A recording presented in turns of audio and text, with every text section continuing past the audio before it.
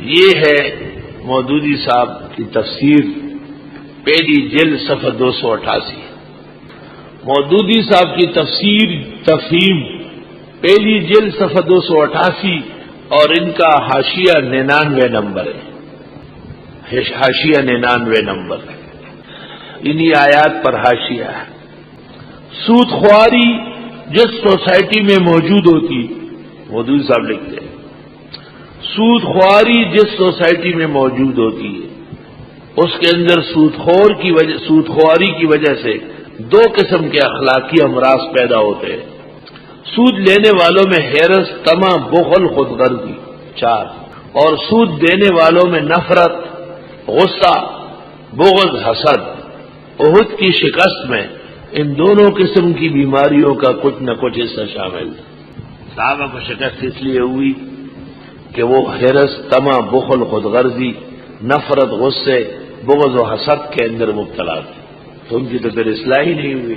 اللہ کیسے فرماتے واللہ ذو فضل علی المؤمنین، اللہ تعالیٰ مسلمانوں کو بتاتا ہے کہ سود خوری سے فریقین میں یہ اخلاقی اوصاف پیدا ہوتے ہیں، ان کے بالکل برعکس انفاق فی سبیل اللہ یہ دوسری قسم کے اچھے اوصاف پیدا کرتے ہیں۔ تو وہ انفاق والے کون تھے؟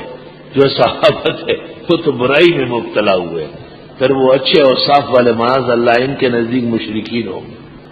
آہا، اس قسم کی باتیں مولانا کرتے رہتے ہیں۔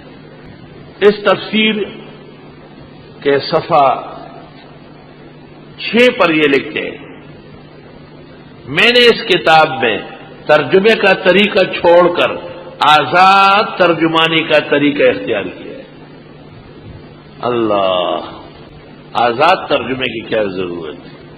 مزاج اس قسم کا ہے کہ موقع بموقع صحابہ کرام پر خطرناک قسم کا اٹیک کرتے ہیں۔ یہ تفہیمات ہے اور صفحہ 47 ہے، یہ ان کی ایک اور کتاب ہے تفہیمات جلد 2، اور اس کا صفحہ 47 ہے۔ اس میں لکھتے ہیں داؤد علیہ السلام نے جو کچھ کیا وہ بنی اسرائیل کے ہاں ایک اہم دستور تھا، اور اسی دستور سے متاثر ہو کر ان سے یہ لغزش ہو گئی تھی۔